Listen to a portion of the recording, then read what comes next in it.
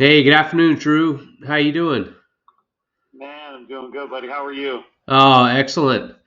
So, hope you've had a great week, and I'm really excited about us talking today. Um, Yeah. reconnecting here on the book called Just Listen, and Yep. a book we read a while ago, but now we're re-engaging on it. I think a pretty critical skill for to be a good human, and Yeah. so what'd you think about it? Man, I love this book. It impacted me the first time I read it. Reading it the second time and journaling out some notes really made it more real. And I'm excited, man. What is it? February 27th. I feel like we haven't connected in a minute, and I'm excited to get into this book.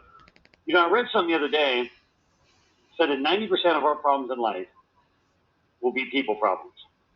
And Yeah, that's why I feel like this book is so timely, yeah. not just for us, but for everybody in general, especially with social media. Everybody's doing the talking, but no one's really doing the listening. And we're wondering why we're finding so much conflict, confrontation, not only with other people, but even within ourselves. So, yeah, I'm excited, man. And I don't know if you have a few to start with or how you want to jump into this, but go ahead.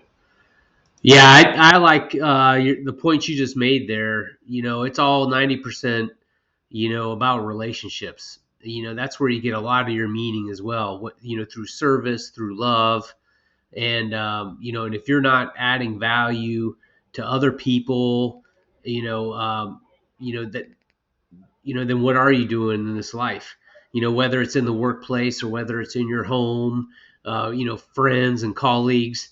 I really liked the whole persuasion cycle that the author described, and it was taking somebody from listening and then considering, willing to do, doing, and then glad they did.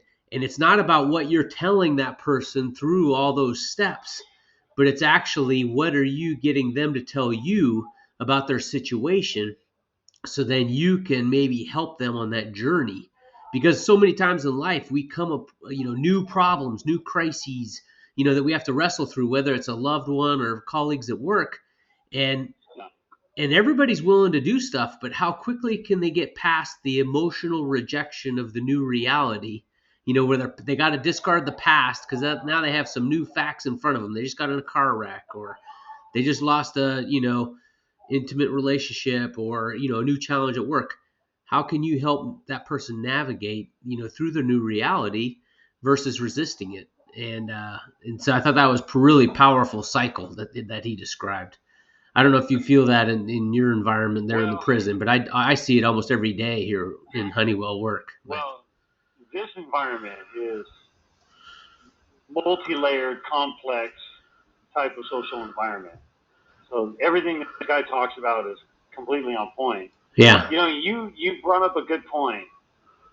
New knowledge builds on prior knowledge, and a lot of yep, times when I encounter a problem with somebody or a situation, it could be out at work. I immediately try to jump to a solution-based mindset, but not based on current knowledge. Normally, it's based upon my negative experiences in the past. yeah, So, so I'm trying to fix a current problem with a tool that's outdated yeah, or information that's outdated. And if I don't stop and recognize my own biases, he said right here, we see a person's gender, generation, and nationality first. We hear the person's education level second. And we feel the person's level of emotionality third. And you have to recognize how you're processing your way into a situation. And if you don't stop and acknowledge your own filters yep, and recognize that, hey, your filter might be clogged, you're not going to be able to be constructive in that situation. So, yeah, just really, really powerful stuff, man. And I recognize that a lot of my frustration, and I've lost a lot of peace of mind because I wasn't stopping and listening. And the key thing is, most of the time, people just want to know you hear them. Yeah. You know, so a lot of times we're trying to shout through, but we just need to let them know, hey, I hear you. It doesn't mean I agree with you, but I hear you. Yeah. And I'm so guilty of that, of like, you know, when I base the information on what I know and what I've experienced before, and I'm instantly trying to think of solutions, and then I start transmitting on how to get there. And you know, what that does is that undermines the team buy-in.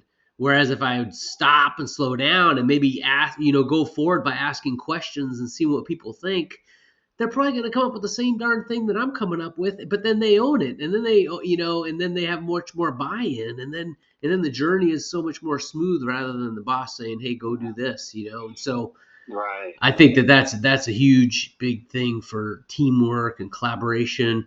So that's one thing that I took away, is that I need to do a better job at versus just transmitting. Being Mr. Smarty Pants, hey, everybody probably, thinks the same thing, or maybe I can ask questions that can help them bridge the gap so they can see what I'm sort of thinking. And then maybe, as we have that dialogue, maybe we'll learn that what I was thinking even really isn't right. And so one of the big takeaways I took away also, so the persuasion cycle was vital, but then the next step was, assessing at what level of emotionality or state of being are you at, and then what is the person you're talking to, what state are they in. And then he talked about the 3 levels of brain, right? Reptilian, mammal, and primate. And recognizing where you're at and where they're at is vital for your ability to connect. And so we're a bunch of reptiles around here. Yeah. Fight or flight, man. You're bowing up like a big old cobra. Like, seriously. Hey, you just violated my space. Oh, big time. I mean, imagine 2 dudes living in an 8x10. Oh yeah. Even like we rush to the weight pile, and it is just an alpha contest.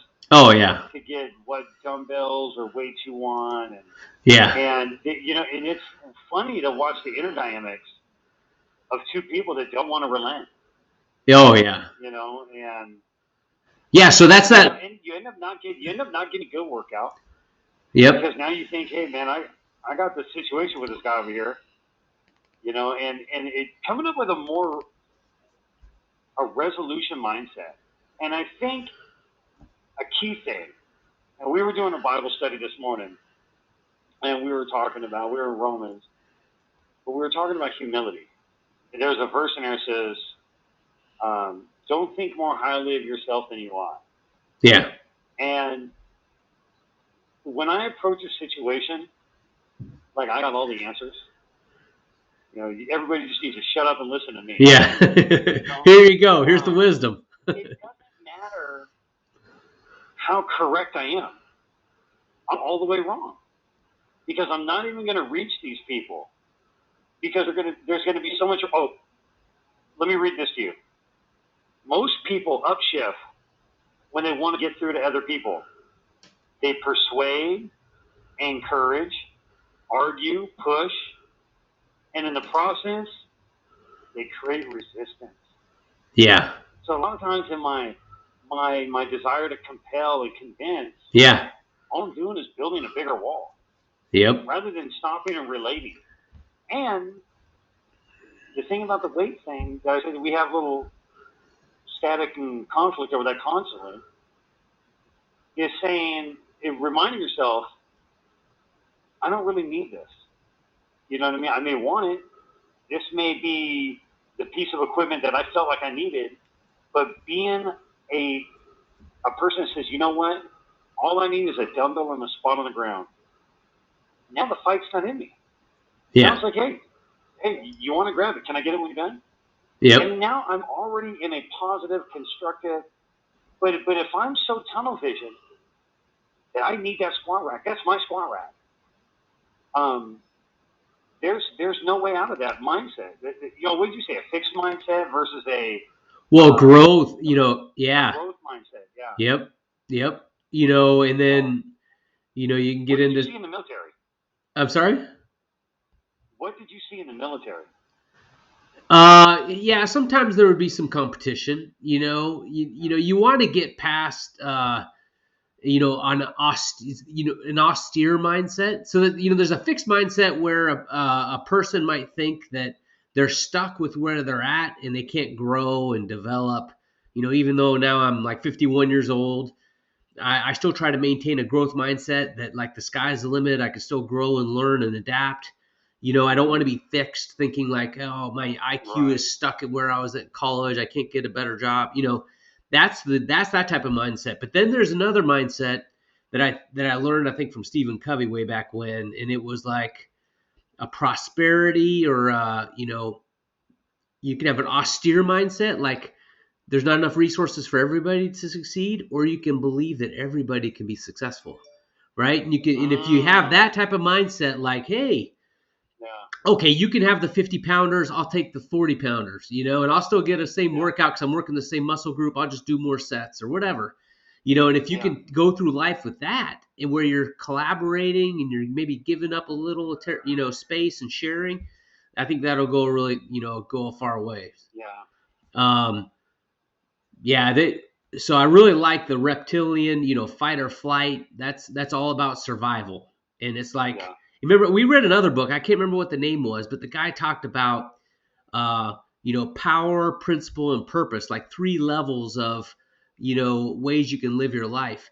That reptilian mindset, fight or flight, is almost like the power level, where it's all about how much can you Yeah. get and you're, versus others. That next Yeah. level is emotional, the mammal mindset. And it's really important to realize when you might be triggered, because when your emotions are pumping through your brain, you can't think rationally. And you need to be able to realize when you're in that state, and then you need to realize when others are in that state. One time, Yeah. I had some soldiers that did something that I didn't expect, and was I expect them to do something else. And I was there with a two-star Philippine general on this island in the southern Philippines. And I talked to him about it, and I said, "Oh man!" And I told him, I said, "I'm emotionally charged right now because they should not have done that." And I just said, "Hey, it's important just to let that emotion go away, so then I can start get up to the next level, primate, rational thinking level, so then I can Yeah. deal with it appropriately and not overreact, by being, Yeah. too demeaning or harsh or, dictatorial. I don't want to go in those spaces or do or say anything too Right. rash, come and just Right. take it in a logical mindset." So I think that mindset thing Yeah. is awesome. So you got the Yeah. That was persuasion cycle excellent. and the mindset realization. Yeah. Um, sometimes you are dealing with difficult people. Um, sometimes you're even dealing with toxic people. Mm-hmm. So that's not to say that you might be dealing with an individual or situation where there's clearly fault and difficulty on the other side. But I think we need to humanize, we need to make sure our filter isn't clogged. First, recognize that one, I'm far from flawless. Yep. And number two, there's a reason why this person is reacting this way. And he has a note down here. People behave their worst when they feel most powerless. I just finished a book today called Maximum Achievement by Brian Tracy. Amazing book. I need to get you to read it. We need to Yeah. talk about it. But he talks about our highest purpose in life is love, to impact one another and to make somebody else, to get them out of that mode where they feel powerless and they're reactive. And you Yep. get them to the point of saying, you get them out of that panic mode, and you're going to be dealing with a different individual. Yep. Now, it's not to excuse all their actions or behaviors or anything. I know that mine in the past haven't always been excused, but it's a way to start compartmentalizing the situation and dissecting someone and recognizing that this one particular outburst or this one particular situation doesn't surmise them. Yeah. That's not all of them. There's more to this individual here that I like and agree with. And choosing to focus on that is going to shift that energy. And that person is going to feel that you're not, 100% opposed to them. And you're actually going to draw out the better parts of them. Yep. So it's like being a cook. You know how you stir it and you're trying to get the flavors to come out. It's like that, but with people. Yeah, that's a pretty good analogy. I just recently listened to a podcast between Jordan Peterson and Sam Harris. So Okay. and Sam Harris is declared scientific atheist, and they both of those gentlemen have had previous podcasts and speaking arrangements where they were both going against each other, and they were debating the existence of God or not the existence of God. And the really fascinating thing is that Jordan just had a really positive follow-up podcast with Sam Harris, and he wasn't on the attack, and he was like just asking questions, and what he was doing, he was pursuing understanding, and then he realized how much they actually overlapped and had similarities. Yeah. And so then in another podcast that I just listened to while I was walking the dog this morning, he actually admitted that. He admitted completely changing his approach with Sam Harris, saying, I went about it all wrong. I was trying to prove a point before. I was trying to get him to, backed into a corner. Now, they sold out like these huge theaters for people paying big dollars to go hear them debate because they wanted to hear that. But he's like, that actually wasn't as meaningful as the last conversation I had with him, because then we actually achieved that dialogue and understanding. Yeah, and they actually created new meaning because of that, where they found out where they did overlap. And it, to me, that's really fascinating to hear where those two do connect. Invite people to tell you what they think is impossible, and they'll lower their guard to consider what's possible. Even God. I have the same conversations in here with guys that clearly don't believe in God, and I do Bible studies in the day room. People love and respect me, but I'm not so arrogant with my beliefs that I don't think that I need to sit down and listen to where somebody else is coming from. And a lot of times how you approach that person can either throw up a guard or lower a guard. Yep. And then you get to a place where they go, I don't know, maybe God does exist. Yep. Because at the end of the day, life is a leap of faith, like marriage. Yeah. You get married believing, hey, we could do this for the rest of our life. But we're not omnipresent, and we don't get to look forward 50 years, and I just, there's an element of appreciation in your interactions with your colleagues at work, or me with a bunch of grizzly prisoners. Yep. We're all either filled with hope or we're deflecting, and we just went through this whole legislative session, and guys in here 20, 30, 40 years hoping to get out and see kids and grandkids. Yep. And man, I don't care what background, what faith you come from. We're just hoping on the ability to hope. And then we watch these bills fall flat. Yep. And recognizing that everybody's dealing with a weight. Might be different from mine, but you're dealing with a weight. I might be lifting the 50 pounds dumbbells, you're lifting the hundreds. And just being acknowledging of that. I think that element of grace, man, it'll just draw out the humanity in people. Yeah. And that's a key thing to just keep in mind. Being effective in your work environment or your social environment or raising kids. I don't know. I haven't done that yet. Yep. I've had some pretty young sellies. Yep. you feel like you're raising a teenager or two? Oh man, they took a kid right out of juvie. He must have been 18 or 19. They dropped him in my cell. Yeah. Oh, man. Hey, big, tall, skinny white kid. Yeah. Hey, he wanted to rap. He Yep. wanted to freestyle. I was like, this is my karma. This is my prison son. Yep.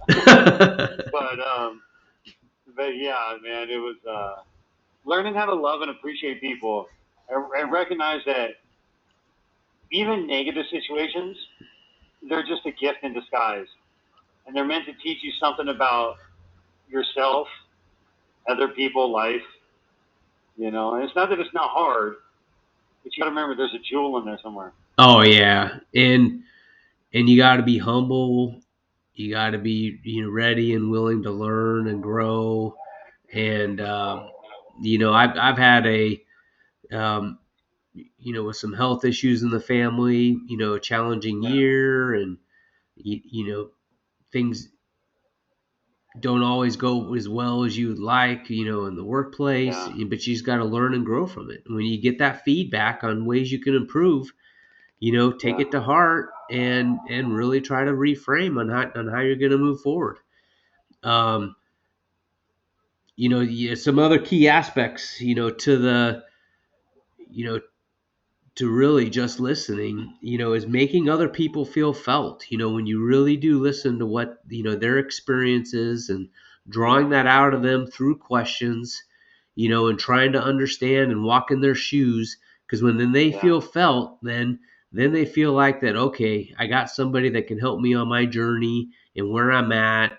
And, and you can be that advisor, that helper, that coach, that can take them to the next phase. Because I think everybody has, I believe, a big part of the unique aspect of the human existence is that spiritual drive, that divine spark we all have within ourselves to try to make ourselves better and to do what's right, like in pursuit of truth and beauty, and if you can keep on trying to foster that and get past emotion and previous misconceptions of what reality is, and use love as an engine, moving you forward. That's people enjoy that camaraderie and having positive journeys in their life, journeys that are worthwhile, that bring about meaning. And so if you can add value to others, that can really take you a long ways. Yeah, look at every situation like, what can I add to this? What value can I add? Yeah. Not just, what value does it add to me? Yep. I think that service-based mindset is just key to our interactions with people. Yep. And at the end of our days, we'll be remembered by the relationships we made and maintained. Yep. In the day, it's not about work and paycheck, 401ks. Life is relationship based. Yep. And I just want to say this as my final thought: is it's not a bad thing to reassess boundaries. That's the key thing in relationships: reassessing boundaries. And a lot of times, I haven't had the proper boundaries set with different people in different situations. That's why it got complicated. Sometimes you got to get the equipment out there and go, okay, where should this boundary be set? Yeah. It'll bring the best out of me, and it'll make me think the best of them.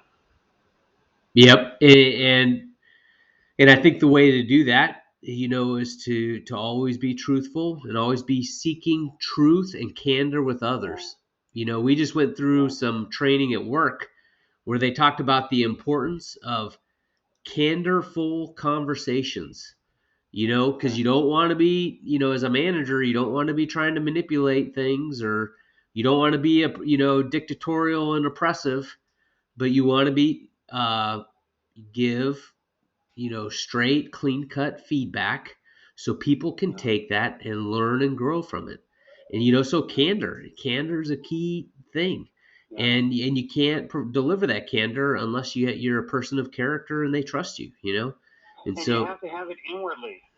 You have to have these traits manifesting inwardly to give them outwardly. Oh yeah, So listen, I want to thank everybody for tuning in today. Mark Goulston, just listen. I encourage you guys to buy it, read it, listen to it online, and then, Eric and I, we'd love to hear what you thought. And how are you going to be able to listen better in your life, have better relationships? And any questions you have for us about our unique lives, me in prison, him in the military, we want to hear from you that too. So thank you. Yep. And Yeah. thank you, man. Thanks for that, Drew. Yep. How are you connecting? How are you loving and engaging? Yeah. And how are you adding value to other people's lives? And you have to be listening if you want to do that. So Yeah. take care, my friend. I love and miss you. I love you too, man. I'll see you next We'll week. talk next week, and we'll figure out what the next book is. That sounds fantastic. Take care, Drew. All right, man. Bye.